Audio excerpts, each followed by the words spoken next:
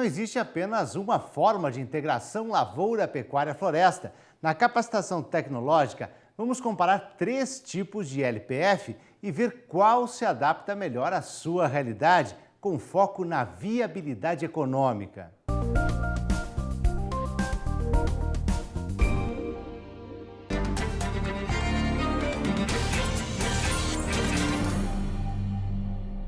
Olá pessoal, hoje nós vamos trabalhar a questão da viabilidade econômica de sistemas integrados, uma comparação entre sistemas ILP e LPF. Meu nome é Mariana de Aragão Pereira, eu sou zootecnista com doutorado em administração rural pela Universidade de Lincoln, na Nova Zelândia, e sou pesquisadora da Embrapa Gado de Corte desde 2001, com atuação na área de economia e administração rural. E hoje, então, nós vamos abordar esse tema tão importante, que é justamente a questão econômica relativa a esses sistemas integrados. E agora, como eu falei, eu vou passar para vocês um exemplo prático que a gente trabalhou aqui na Embrapa Gado de Corte, com os experimentos que nós fizemos com integração lavoura, pecuária e lavoura, pecuária e floresta. Então nós fizemos a análise econômica e vou mostrar, a gente vai discutir um pouco essa questão, os resultados.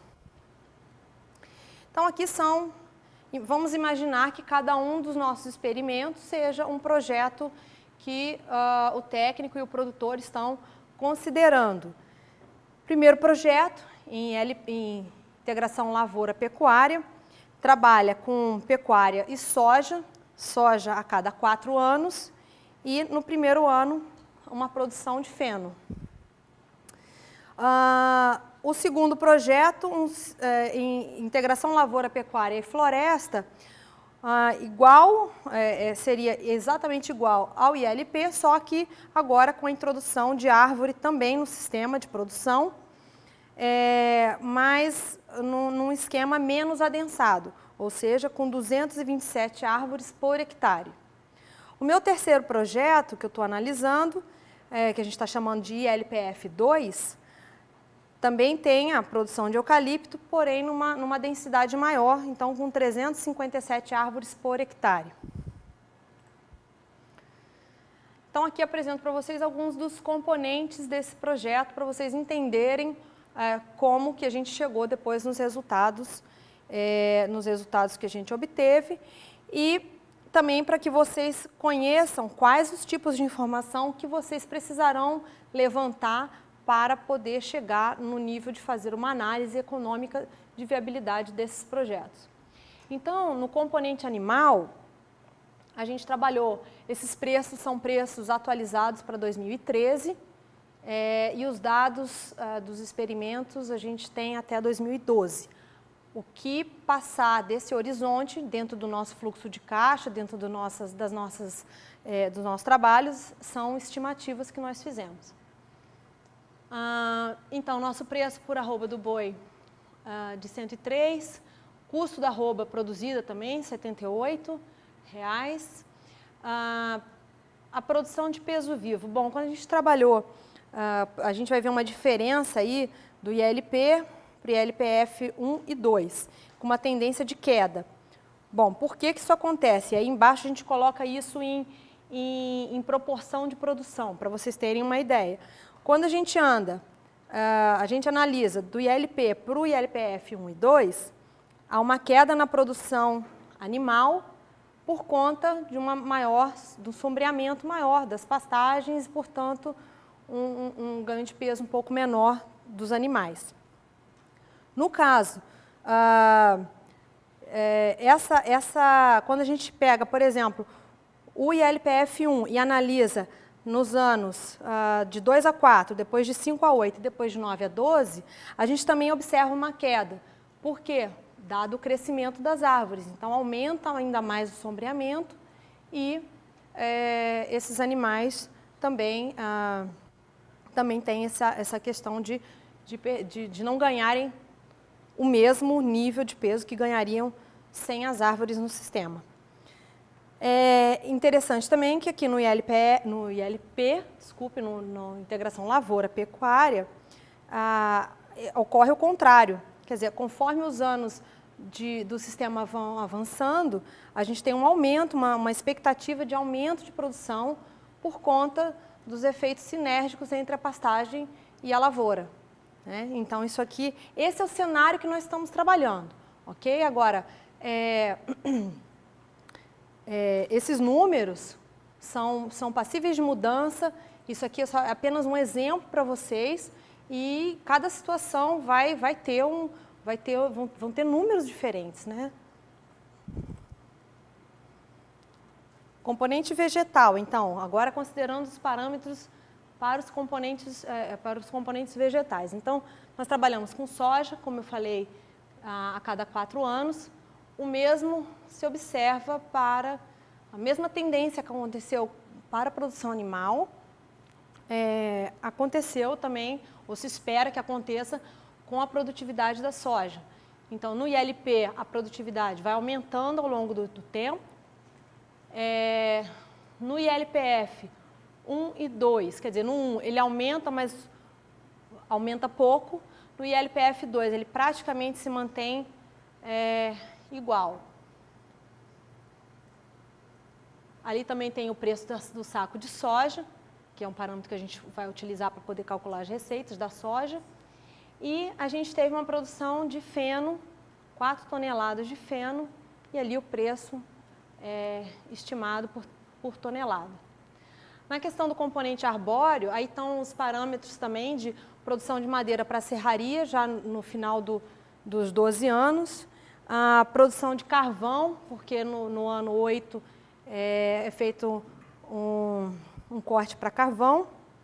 E aí os valores dos produtos no mercado para cada um desses produtos, assim como os custos anuais, porque todo ano existem algumas despesas com a manutenção da floresta. Então, o que a gente faz? Em primeiro lugar, a gente monta uma planilha onde a gente vai registrar todos os investimentos, todas as despesas anuais e as receitas de cada um desses produtos. E depois calcula as margens para cada um desses produtos, ano a ano.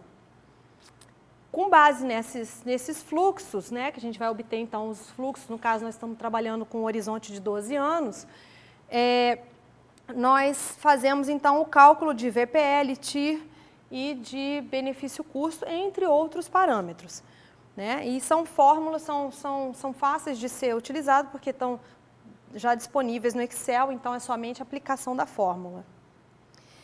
E aí, a partir daí, a gente trabalha, então, com a parte de comparação desses resultados dos projetos. Conforme esses resultados, então, a gente vai fazer a recomendação de implantação justificando, quer dizer, vai fazer a recomendação se for viável. Se não for, a gente vai procurar outras alternativas. Então, esses aqui são os resultados. Essa aqui é a nossa planilha, conforme a gente trabalha, tá? Vocês vão ver ali no ano 1, os custos já de formação do Sistema Integrado Lavoura-Pecuária, no valor de R$ 2.182, isso tudo é por hectare, tá? Toda a nossa planilha é montada por hectare. A partir do ano 2, então, até o ano 12, os desembolsos, que aí são as despesas correntes, e as receitas, tanto de feno, carne bovina e soja, que esse sistema aí não tem floresta. A gente vê também na nossa planilha um benefício líquido por hectare, que é o quê? É justamente o somatório de todos os custos, menos todas as receitas, menos todos os custos. E aí a gente tem aquele benefício líquido por hectare. Na linha seguinte, a de baixo, a gente percebe o benefício líquido descontado, que é nada mais nada menos que a aplicação daquele fator de desconto que eu falei para vocês anteriormente.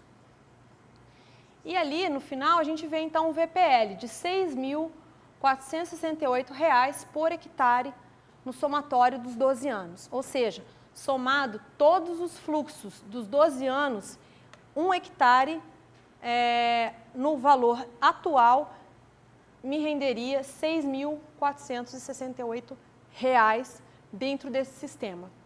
Benefício líquido médio, tá, por ano é o quê? De R$ 539 por hectare. Ou seja, esse valor aí é o valor médio anual. Apenas para o produtor ter uma ideia, porque ano a ano, na verdade, ele varia, né? Tem ano que o benefício é de 1.700, tem ano que é de R$ 300 por hectare. A gente decidiu apresentar também essas médias anuais, porque é mais fácil o produtor ter essas informações e poder usá-las para comparação com sistemas atuais. Então, esses são os dados do ILP. O ILPF1, que é aquele que tem menos árvores, o custo, então, de formação ficou em R$ 2.600, o benefício líquido por hectare de 1.288, e quando a gente olha o VPL, que é o fator de decisão, de R$ 8.523 por hectare. Também bastante interessante.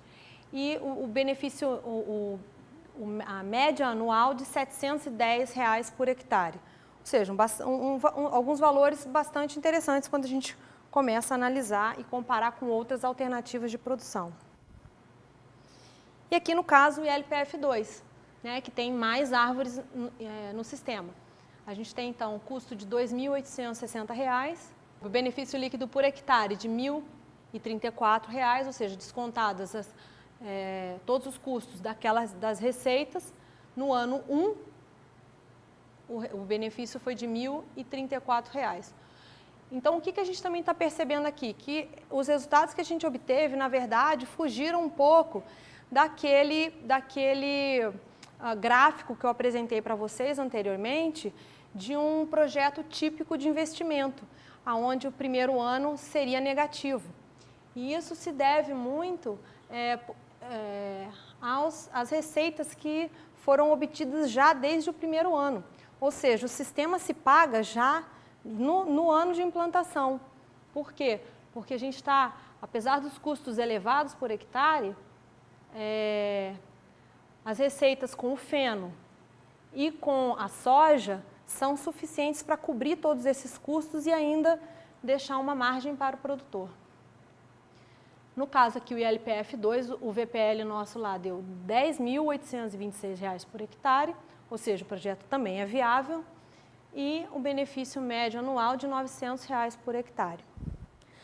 Agora, então, comparando, né, o perfil, o fluxo de caixa dos três sistemas, o que a gente nota? Que o sistema ILP é um sistema mais homogêneo em termos de fluxos ao longo do horizonte do projeto. Já os sistemas onde existe o componente florestal, eles têm picos de fluxos de caixa bastante elevados, tanto no ano 8 quanto no ano 12, quando há venda de madeira.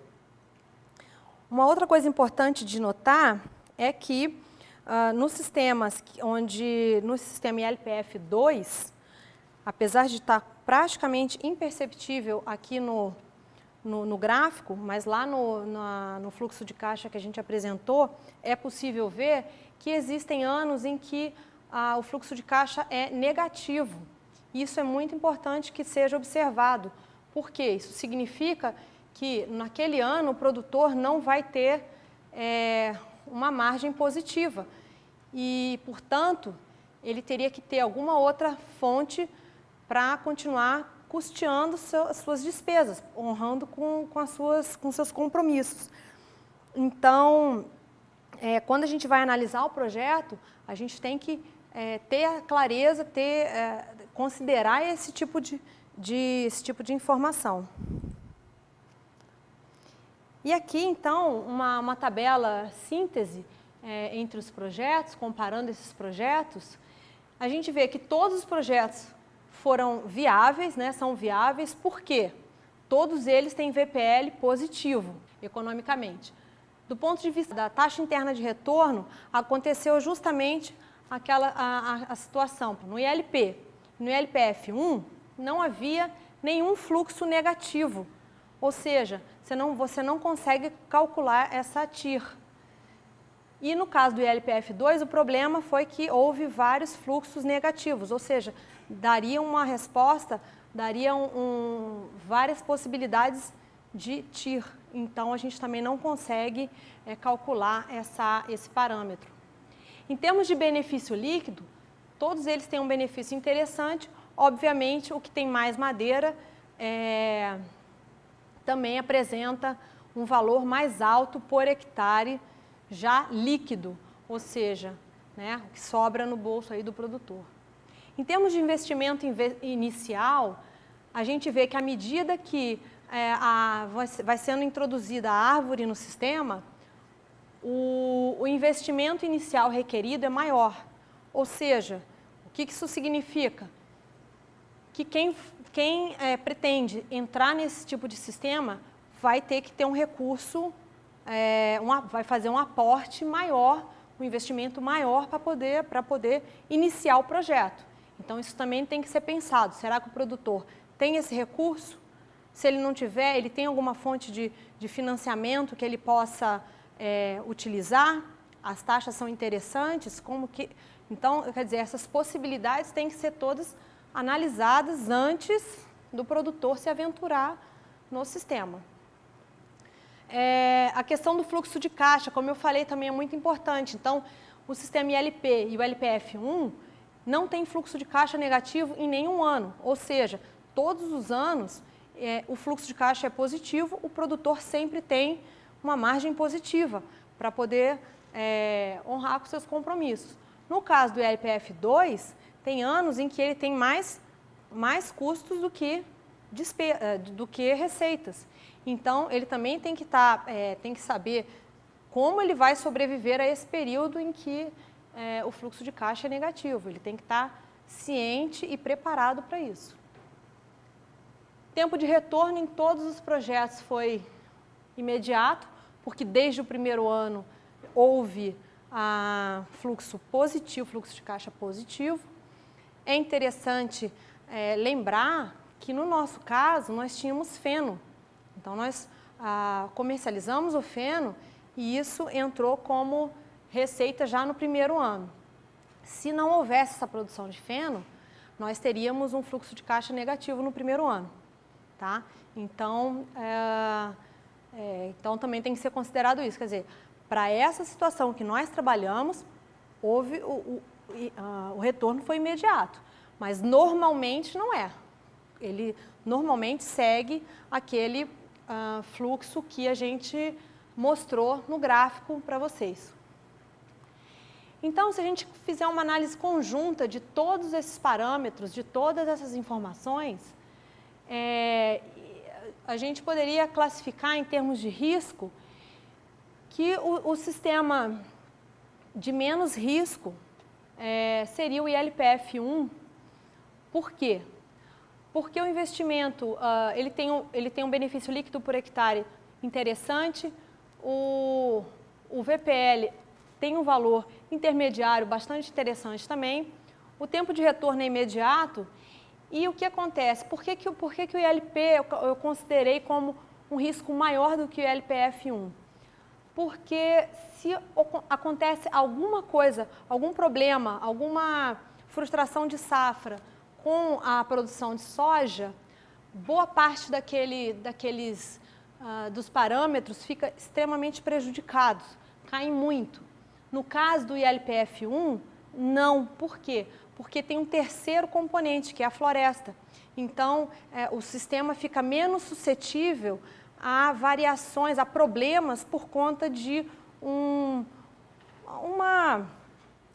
insucesso, por exemplo, na lavoura. E por que o ILPF2 a gente colocou, então, com um perfil de risco maior? Bom, primeiro porque ele tem fluxo de caixa em alguns anos negativo, o valor de investimento inicial é bem maior, né? E no longo prazo muita coisa pode acontecer. Então, em 12 anos, né, quando vai acontecer, teoricamente, o maior benefício do sistema, até lá muita coisa pode acontecer. Então realmente existe um risco associado a essa decisão de intensificar em termos de quantidade de árvores no sistema. Então, na verdade, todos os projetos são bons. Aí a gente entra naquele esquema de qual é o mais adequado para cada perfil de produtor. Então, todas essas questões aí de VPL, de investimento inicial, de fluxo de caixa, perfil de fluxo de caixa, tem que ser considerados pelo técnico para fazer, então, a recomendação final. Então, só para a gente fechar, para a gente resumir o que foi falado aqui, a questão, então, muito importante, de capacitação continuada dos técnicos e dos produtores nesses sistemas integrados. Nós todos estamos aprendendo juntos, mas a gente tem que trabalhar